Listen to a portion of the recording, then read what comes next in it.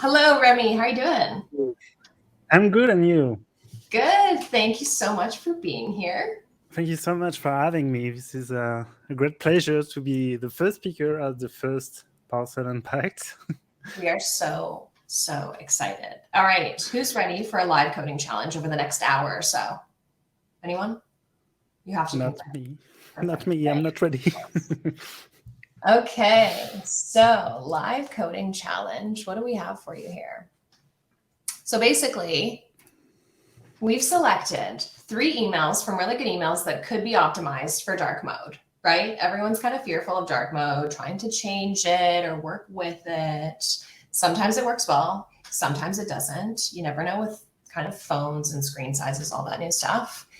We have anonymized them, of course, because some of these emails are from a really long time ago before dark mode was like big. And we're not here to tell anyone that their code is bad.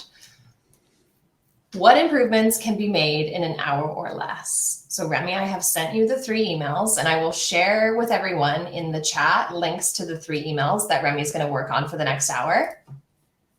I have converted all of these into new brands. So, if you think you recognize who this brand is, you're wrong. It's totally not them. We have up first, Not Dog Stuff. That's a name I came up with myself. We have hotels, and then we have a company called Dinner. All very original stuff. So, Rémi, with that being said, I will hand the controls over to you, and everyone in the chat, I can share with you the links. All right. So let me share my screen and see if everything works for you. Is that okay? Can you see my screen? Yeah. Okay. Yeah, so thanks again for having me, and thanks for setting up this challenge for me. I'm not so sure it was such a good idea now that I'm writing it, because I may make a fool of myself for the next hour or so, but hopefully this will be fun and you will still learn things. So yeah, this is really a real challenge for me. I wasn't aware of what I was going to do up until an hour ago, where Naomi shared with me the 3 emails. So I had an hour so far to just test the water and see what this would be about exactly. So I definitely wasn't expecting 3 emails to optimize in 1 hour, but I guess this is the kind of thing that can happen in real life, where you've got a client or a colleague coming up to you and just as a super emergency asks you to fix an email that must be sent right away. So yeah, so we've got these 3 emails. And just to the first thing I did, just to get a sense of what's the problem exactly with these 3 emails, is that I just send them to my inbox, and especially in Outlook.com, because I think it's Outlook.com is really handy webmail to test dark mode. So as you can see in this first email, we've got a mix of live text and images, and it doesn't look so good because the images imply that you should always have a white background. So if you're in light mode, it looks great, but once you're in the forced dark mode imposed by Outlook.com, it doesn't look so good anymore. And you can also see some kind of color mismatch here. So I took a few notes right before.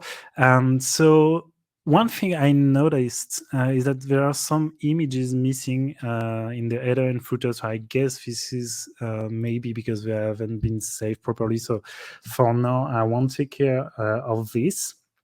But the first thing I usually do when I get an email like this, and it should be optimized for dark mode. And just to be clear, I think today dark mode is really something that we should do. So then there are 2 things about dark mode: is that you can add your own styles and optimize your design the way you want in dark mode, but this won't work in every email client. But email clients will also have their own forced dark mode. So that's the case for Outlook.com, for example. And even if you don't care about dark mode, if you think that this is not for you, your brand isn't going to like it, it doesn't fit, that's still going to be a problem for you, because email clients have this option to render in dark mode, in a forced dark mode. And so even if you don't want it, you will still have it. So you will need, this is something that you need to consider, even if you don't think it matters to you, because it will matter for your users. And if you don't do anything, well, your email will look like this, and we can agree that this is not really good looking. So I'm just going to set a timer in front of me, because if I keep talking like this, I will run an hour and haven't done anything, and Naomi is not gonna be happy. I'm gonna take her as my evil, mean client that want me to fix things fast. So let's take this this big GIF image, and yes, I'm saying GIF. I hope I'm not frustrating anybody here. So usually what I will do with such an image is I will make sure that it doesn't have any background color. So for example, to do a quick optimization here in Photoshop, I will just go through each frame of this this animation and remove the white background right there. So I'm going to do this for every step of the animation. Luckily, there is only 16 frames. That's not the most fun thing to watch. I've wondered if there are any software to remove a background color for an animation like this. I suppose it should exist. If you know some, you can share in the chat. I'm going to try to keep an eye on the chat as well.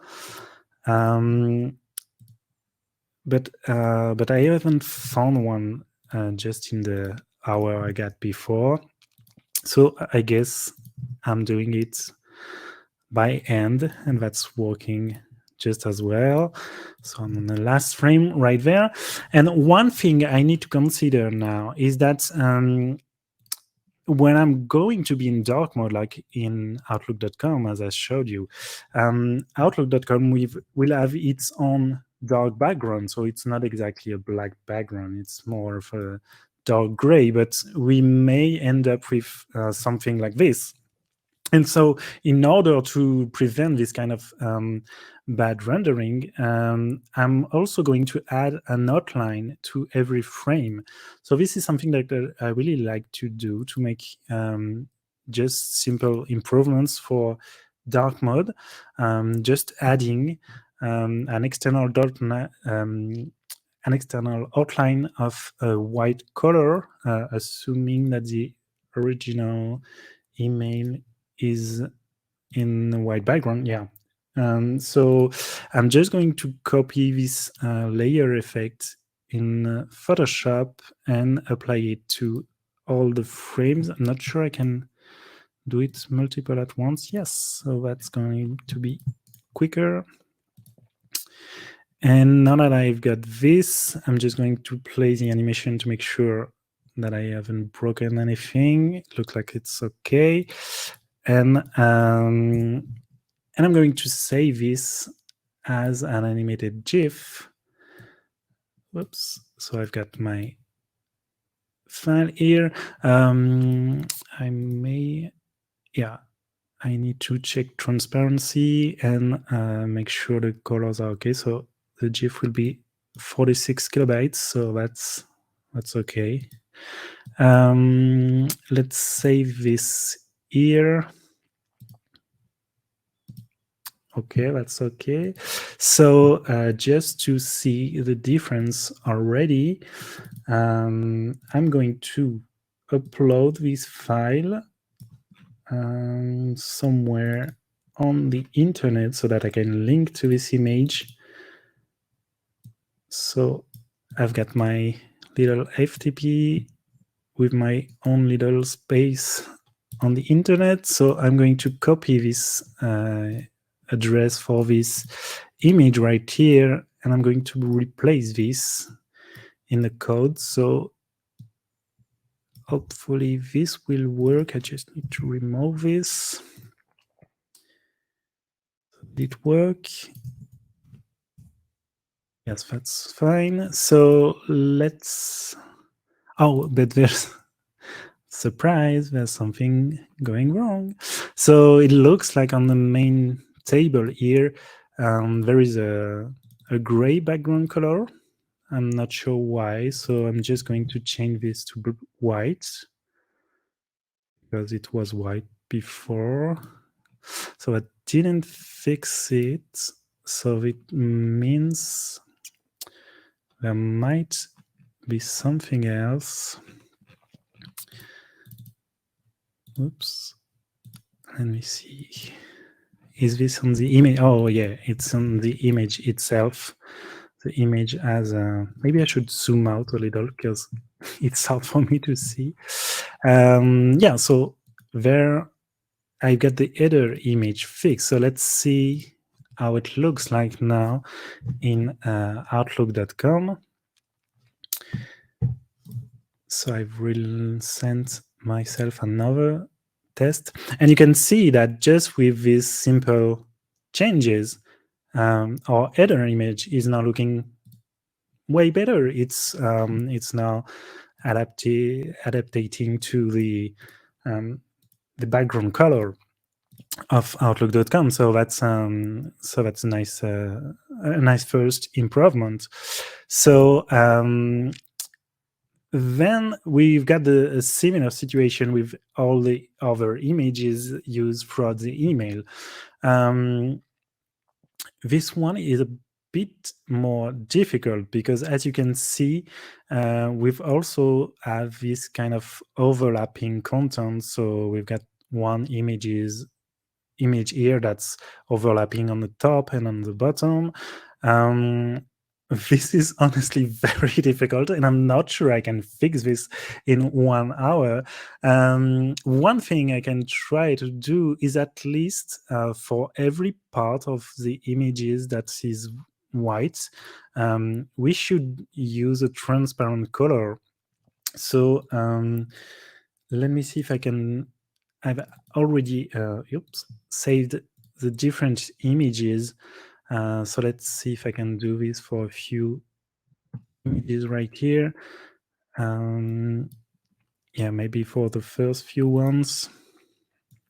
So I'm going to head back in Photoshop and try to remove the white color from right here. Oops, but it also picked the cat's legs. Sorry, little kitty. So that should do it. I'm going to save this. I think that was a PNG. Okay, let's use this. And for this image as well on the top of the little cat.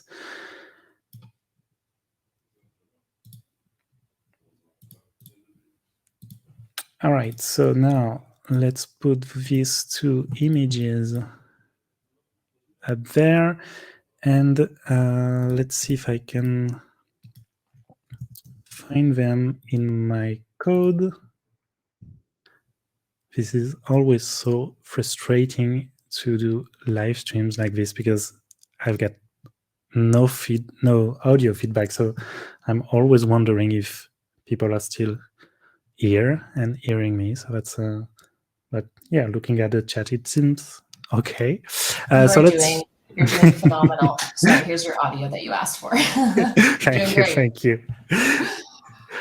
It's just me talking to myself out loud while walking. Let's change this image. So I haven't changed the image name to make this easier. So I've got this one and the other one. So I guess all these images were renamed when being sent by the ESP, but it's so much harder because it's so hard to to know where you are in the code and what you're working on which image. It makes no sense. So let's send another version to see what this improved. So yeah, you can see on the little cat around here, it looks better. And I should, oh yeah, I forgot to do this for the cat's body. But yeah, let's do this as well.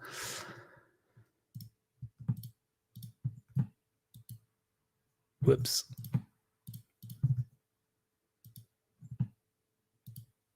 No. All right, so again, let's save this as a PNG.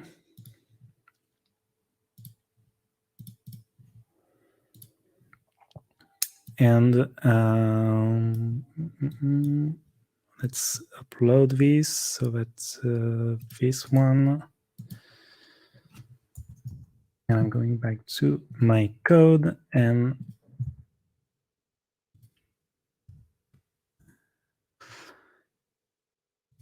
I'm juggling with so many windows. I could walk in a circus, I guess. Yeah, so this will be it for this little section right there. So I'm not sure I'm going to do the entire email, unfortunately, because it's taking a bit of time and I guess it's not the most interesting thing to watch. But you get the idea. So now one problem is right there, because we still have color mismatching right here.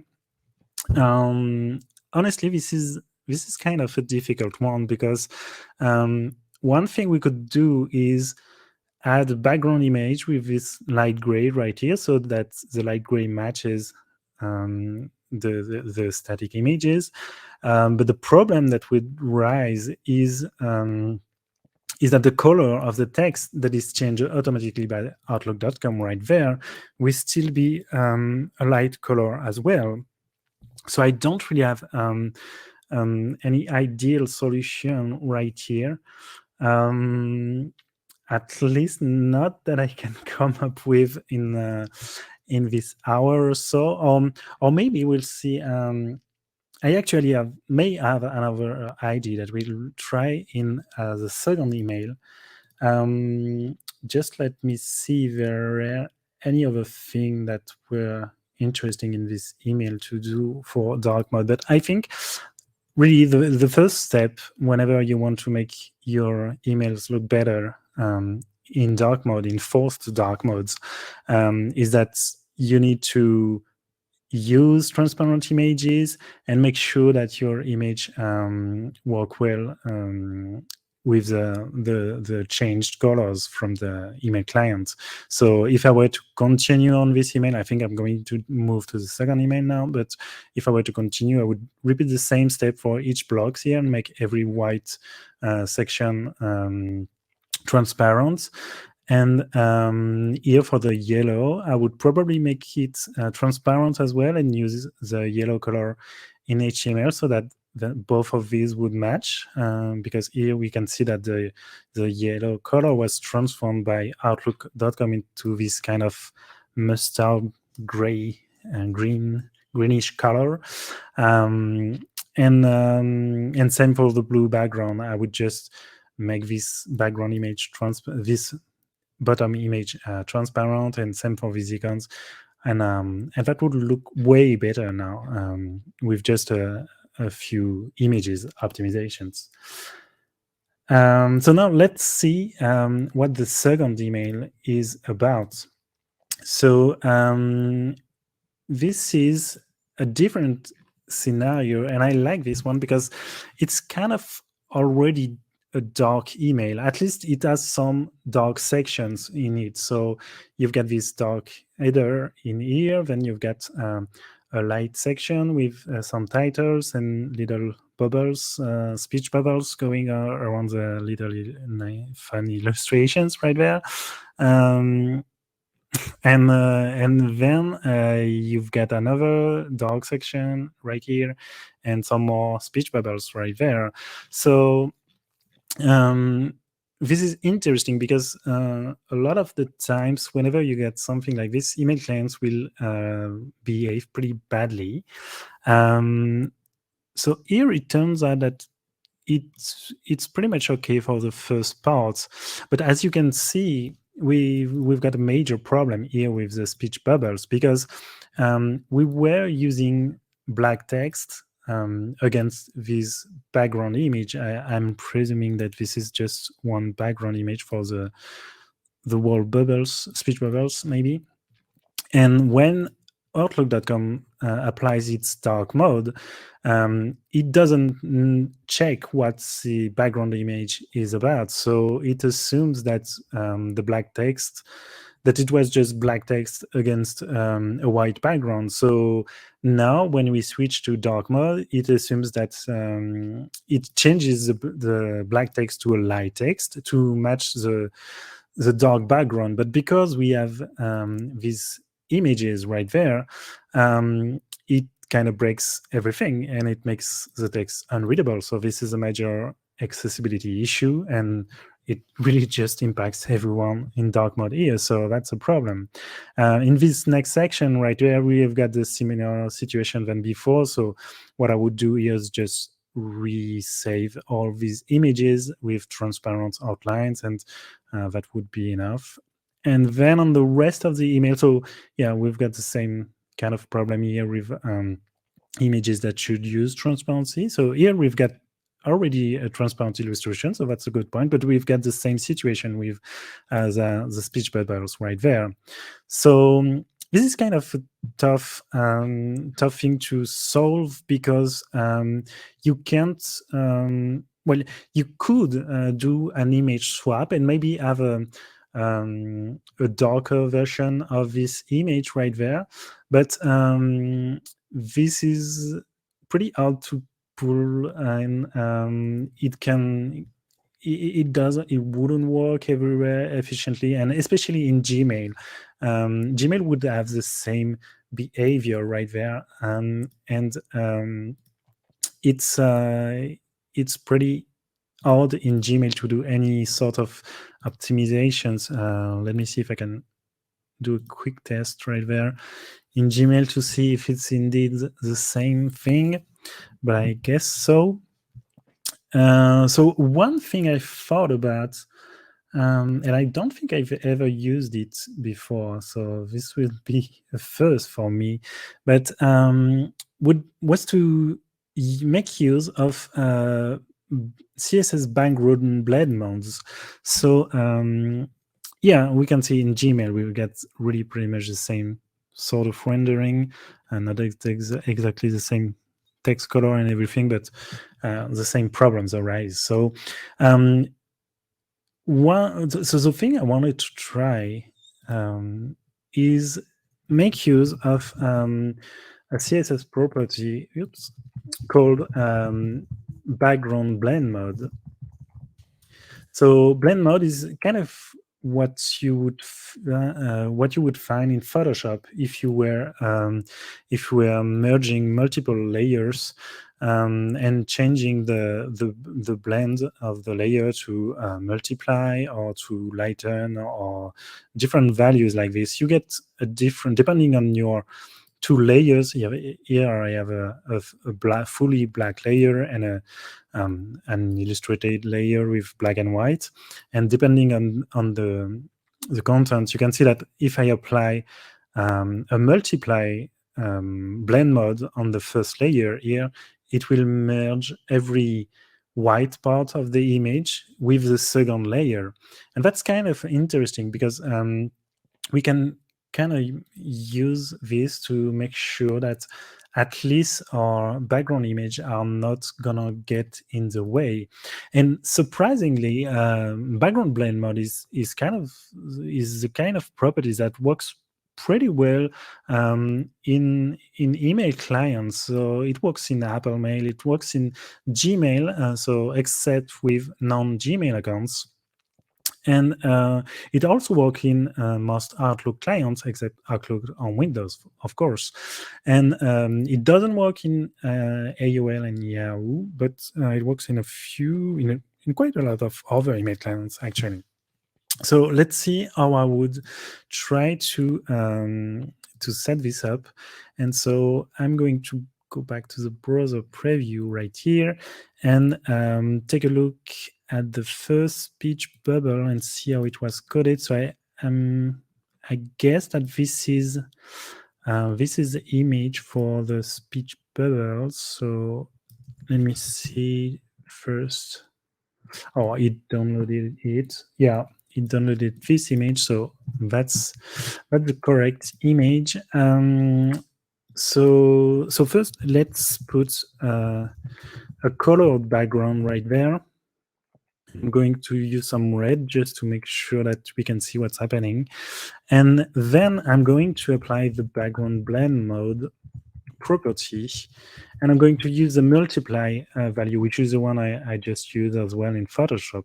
And you can see that with this value now, the background image is blending with the color I've set on this 2D. So if I use white, then nothing should happen. It should just look normally because blending a multiply blend with white will just do nothing.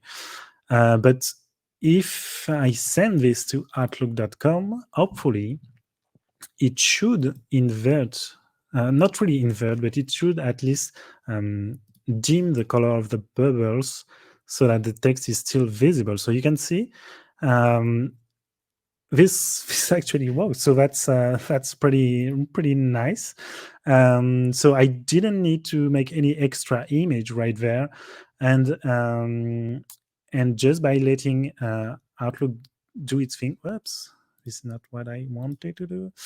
Just by letting Outlook do its thing, this still work in both light and dark mode with just this extra piece of code. So and this is not something that I need to do in an extra style tag or by targeting each email client and things like this. I can just leave it there because if the background blend mode property is not supported, then I would just have a white background, which is what I was expecting anyway here. So that seems like a good win.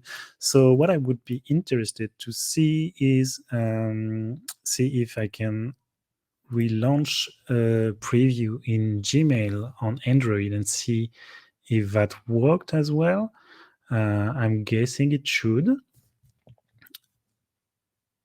but I'm always anxious. So let's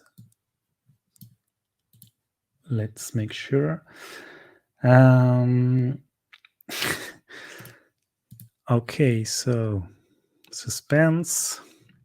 Yeah, that did it as well. So you can see, yeah, it's really, the bubble is really harder to see now. It's almost, I'm not sure if that's a screenshot that does this or if it's actually the case. Yeah, it's really almost completely blended in the background, but at least we don't have any problems anymore. So maybe one thing, if I wanted to mitigate this, one thing I could do is once again maybe edit the bubble image in Photoshop and make sure that it has a white outline around so that actually let's try this. I still got time, I guess. So is this which image is this?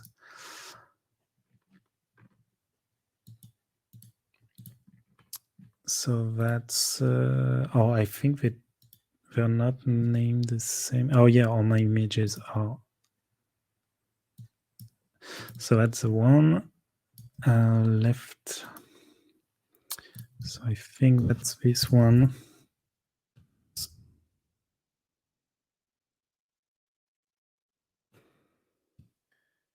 Yeah, so let's open this in Photoshop and maybe just, oops, add an outline. And I'm going to put it inside so I don't have to resize my image and record any part of this. So it will maybe make the the bubble appear slightly smaller, but we're going to tolerate this, hopefully. And again, I'm uploading this real quick. Oops. And I'm going to change this right there. So one thing I notice as well here is that this email is using both background HTML attributes and background image style. So I'm presuming that this is an email from 2019. So I guess maybe that was still worth doing this back then, but there's really no reason to use HTML background attribute nowadays. Background image has really great support, so you really don't need to do with the only problems maybe with certain values and multiple values actually in Yahoo, but every other email client that does support and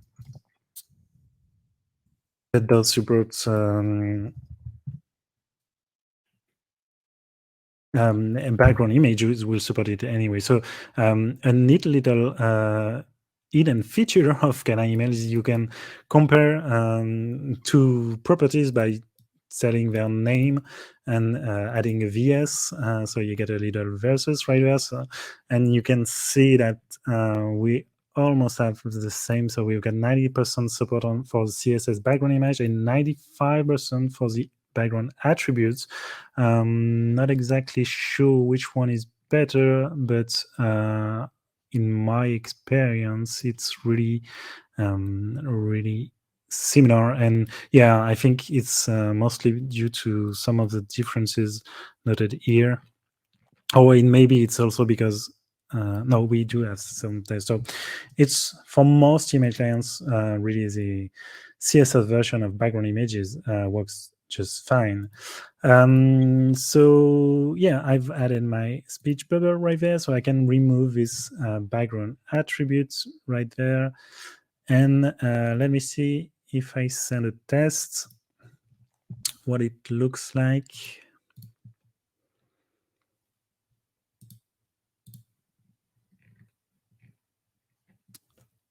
So it doesn't look any different in here, but it should, if that worked properly, or maybe that was a wrong thought, a wrong path of ideas, and I'm not even sure why this should have worked. I think the idea is that the multiply color would be slightly different in Outlook, but maybe not, because since it's white, it should merge fully. So maybe that didn't serve any purpose at all in this case. I'm sorry for wasting 5 minutes.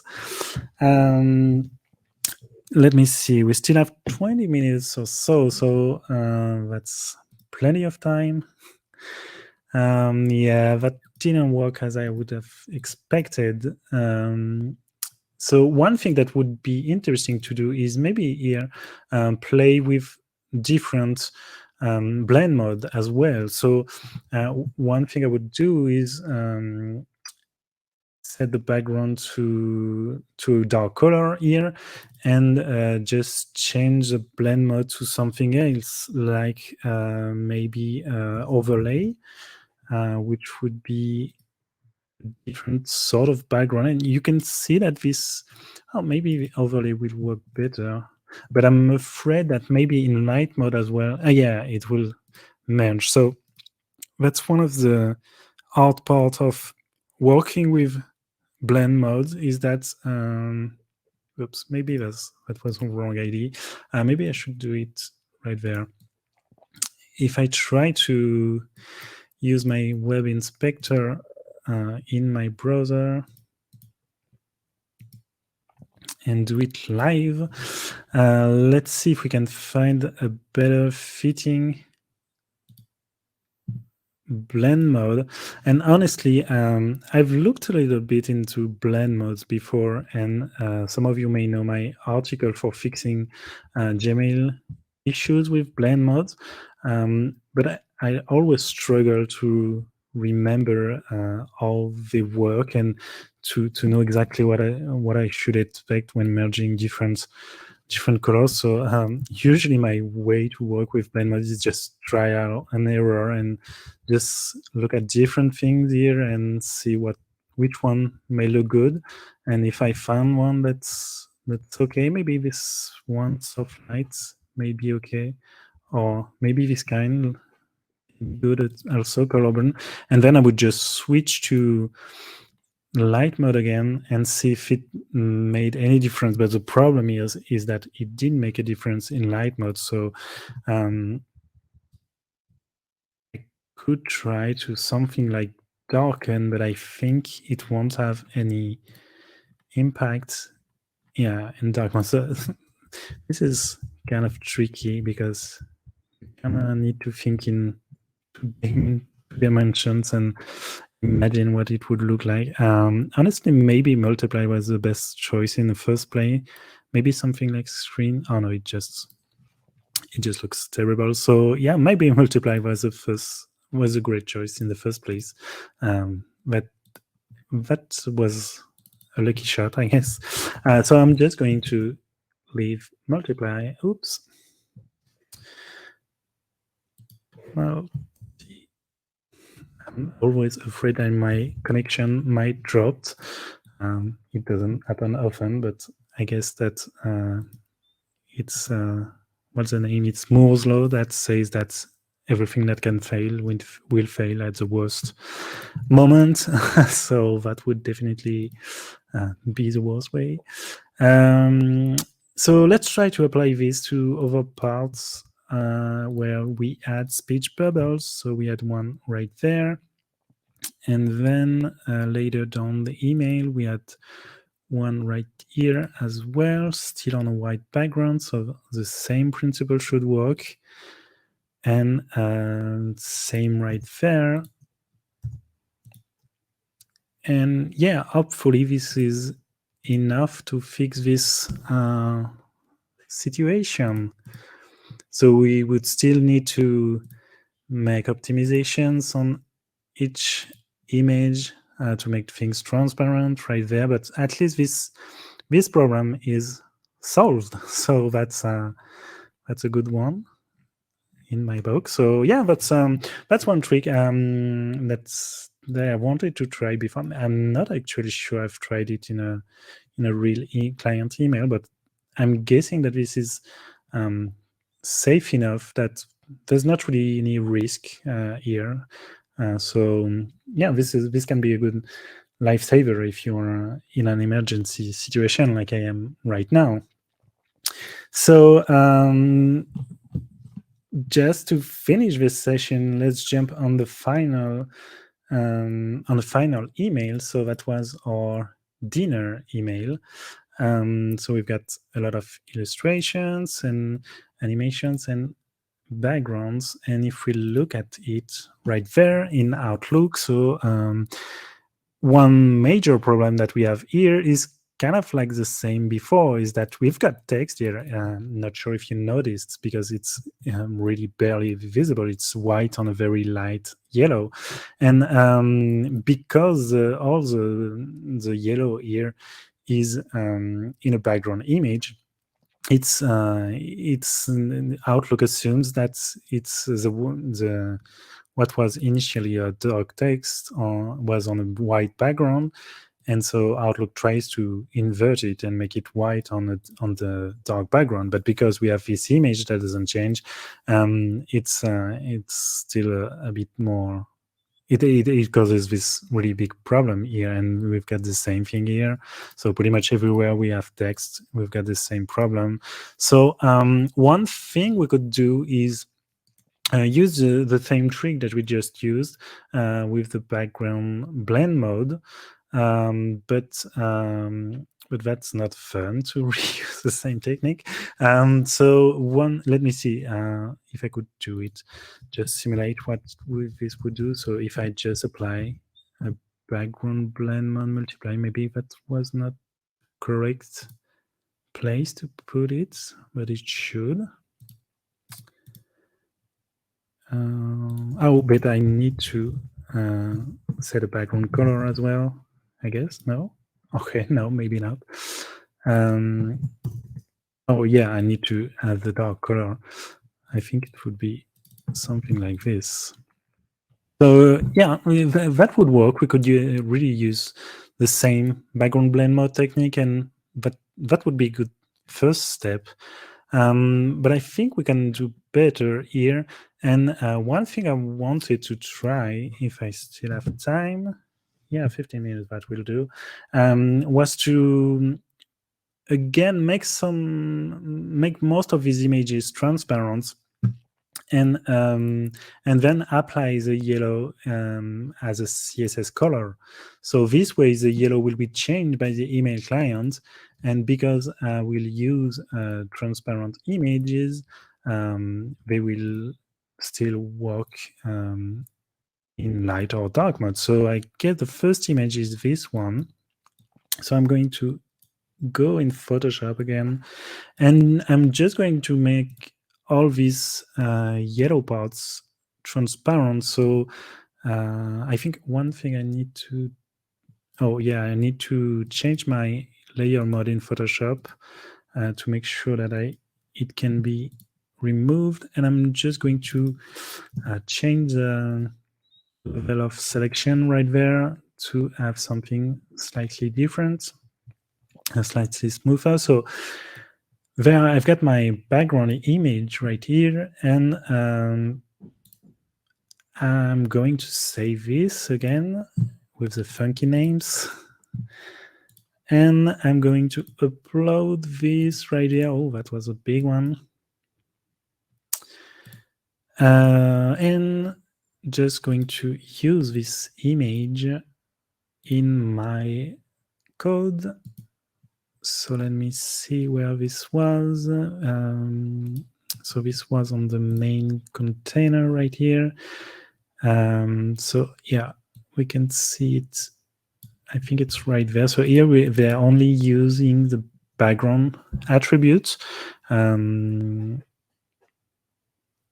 yeah, my URL is broken. Yeah, that works. So here I've got my email working fine, and I think, oh yeah, because we have the yellow set right there, that should be enough, I think. Let's try this.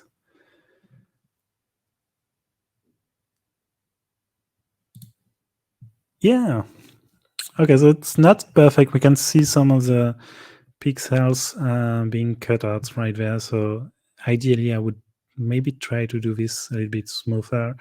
Ideally, if you've got the original mock-up design, it's always easier to do this sort of things. But sometimes you don't. So that's kind of the way we have to work sometimes. And you can see now that we can, by using this sort of transparent images and mixing them with real CSS colors, we can really make our emails better, because now we've got the color changed by Outlook, but we also got our little colored confettis, or whatever you want to call this. So yeah, I would probably do this for every image in this email. So make sure that they're all transparent, and just use the yellow background for the entire email. And so that would be enough to look good. And yeah, I'm not sure I had any more things for this email. So yeah, no, now we are really just taking care of forced dark mode. But if we wanted to make this email look better in dark mode as well for a client like Apple Mail, I'm not sure Apple Mail actually forces any specific colors for this email client. So let me see. Yeah, we've got one Apple Mail right here. Let's see if we've got one in mobile. So if we try to look at this in Apple Mail, Apple Mail does change colors sometimes, but it has a lot of heuristics to figure out whether it's the big newsletter or just an email that was sent to your grandma, and so they will, depending on the weight of the HTML file or the length of the code. They will do some sort of change. So here we can see that Apple Mail does keep the light version intact. So we don't have anything to fix, but we can still improve things.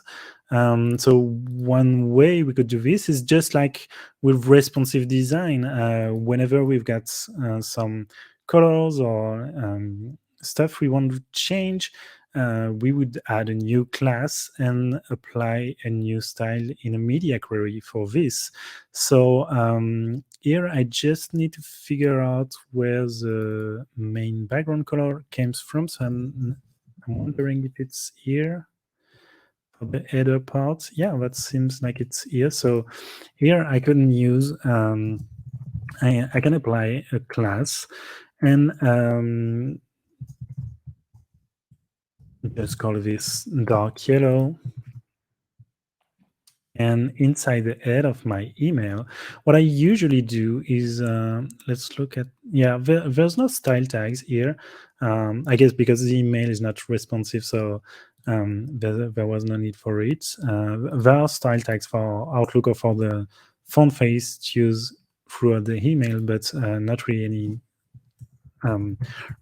proper style tag. So what I would do is just create even if I had some other style tags, I would create a new one because it's always better to separate style tags, to divide and not have just one huge style tag, because some email clients like Gmail or even Outlook.com may remove I think just Gmail does that, where it removes an entire style tags content. If there's just one mistake, it doesn't like it. So it's usually a good practice to split your style tags inside your email. And so here I'm going to use the prefers color scheme dark media query and apply a specific style for the dark yellow. So I'm going to change the background color, and honestly, I have no idea what I'm doing. So let's say I'm in Photoshop and just pick up a different, maybe dark yellow, like this. I'm not sure this is really on brand, but that will do. And oh yeah, this is very ugly. I'm sorry for this.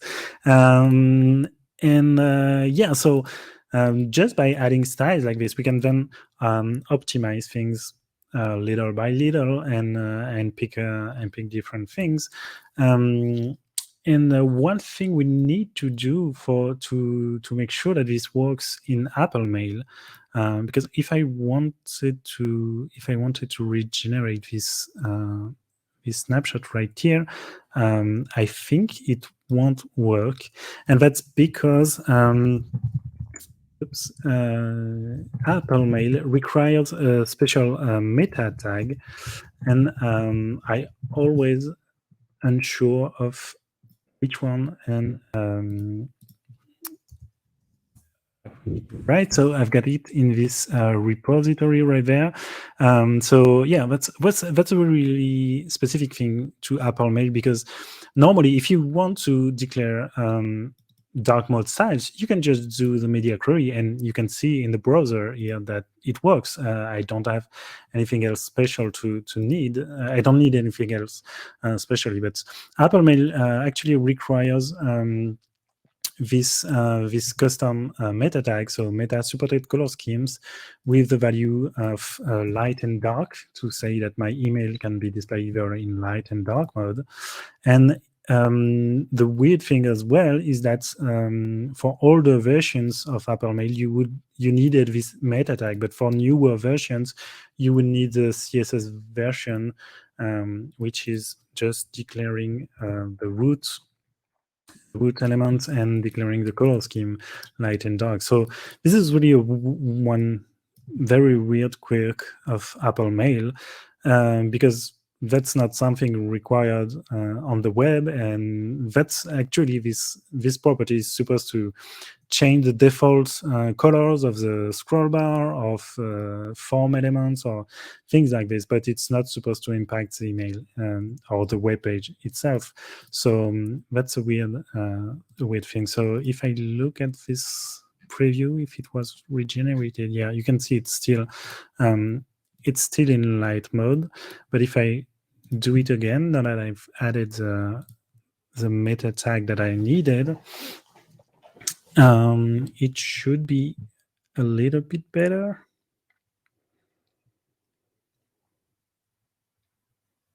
I should have my dark version, hopefully.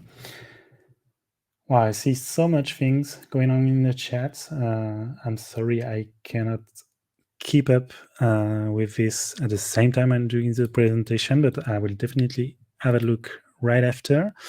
So yeah, you can see Apple Mail, this is looking good. One thing now that maybe I want to do a final tweak on this, and I'm going to be right on time. Oops. Is that when you're using the media query like this can also apply in Outlook.com and the Outlook apps on mobile, on iOS and Android. And that's because Outlook.com does support the dark mode media query. It's not a good news, but sometimes it's sometimes I prefer letting Outlook.com just do its thing and not have any of my styles being applied. And one problem in particular that I don't like is that if you use Outlook's own little light and dark switch, you can see that even if I'm in Outlook's supposedly light mode, my dark styles and my dark background color apply. And that's because media queries are always based on your browser and on your operating system. Just like a Mac suite media query would be based on the entire size of your window and not the actual size of the email inside that window, the dark mode media query applies depending on the system preference I've got on my Mac. So where is it? It's in general. So here I'm still in dark mode, but if I switch to light mode, then it would apply right there. But then if I would use Outlook's dark mode while being in light mode on my computer, then my dark mode styles wouldn't get picked because I'm still in light mode right there. So there's this weird bit of mix-up between the OS preference and the email client's preference. And one way I've dealt with this in the past is by excluding these styles from specifically Outlook.com. And the way I do this is that I consider that Outlook.com, for every class name that you have in your code, will do something by renaming your class. Here you can see that my class dark yellow was renamed X_dark yellow. And so now what I'm going to do is to make sure that these styles only apply to the dark yellow class that does not have a class attribute that starts with X. So this is kind of a complicated CSS selector, but I'll post you. I've written an article about this on my blog a while ago, so I'll try to post this right after in the chat. And so the way this works is make sure that the dark yellow class needs to not start by X_, which makes no sense if you were to do this right here, because of course I've named it dark yellow and it doesn't have any other name, but Outlook.com will rename it, so then this selector won't apply in Outlook.com at all. So this way I can exclude it, and if I really wanted this color to apply still in Outlook.com, what I would do is use what we call the data OGSB attribute. So I could use something like this. So that's a custom made attribute created by Outlook.com within its own interface, and that gets applied whenever a color, the light and dark button gets toggled. And so by doing this, I'm making a separate style right there, and it's hopefully it's not working. My style doesn't get applied. So I think I know why. It's because the requirement for this to work is to make sure that you have got at least one background color somewhere in the upper parts of your code. So here I'm just setting a white background on my main table. Oh, but that's actually a wrong place to do it, because that's an Outlook MSO table. So I would just do it in this table here, and hopefully this will work, and hopefully this will end my session right on time. Let's see. Yeah. Woo. That was my timer telling me I was finished, and yeah, that's it. So that's it. I hope you had fun. That was definitely stressful but fun for me, and I hope you are satisfied, Naomi, and that you That was can send this phenomenal. email. Yeah, that's 1 hour is definitely difficult to do all the optimizations entirely, but yeah, that was definitely enough to get a touch and a different sense of the different approaches you could have if you need to tackle with this. So yeah, I hope You did fantastic. We have a thank couple you. minutes left for some questions. Sure, let's do this. So first question from Ben here: for GIFs or GIFs, do you have a maximum file size you'd recommend? The lower the better. I think that's usually the thing. Sure, if you want to have 5 seconds of a video, that's going to be very heavy. So yeah, the one thing you need to consider is that for people with very slow bandwidth, a slow connection in the subway or in the countryside, is it worth it to wait 15 seconds to see your animation? Does it make sense even to make people wait this long to view your email? So yeah, just be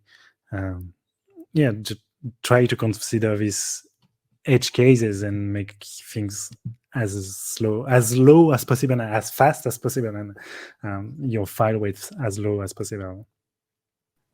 Amazing. That makes sense. Makes sense to me. That was fantastic, Rémi. Thank you so much for participating. Thank you. Really phenomenal. I mean, Abby messaged me at the beginning and he was like, maybe tell him he can do one email, but you did all three. So thank you so much. I'm going to put us on a brief commercial break here. Rémi, if there's any articles that you think would be beneficial for the audience to have, it'd be great if you could drop them in the chat. But we will reconvene in about 10 minutes here for Niven. He's coming on stage at 9:30 Pacific time. So yeah, I'm going to put us on a commercial break. Thank you so much once again. Thank you so much. Thank you, everyone. I'll be in the chat right after.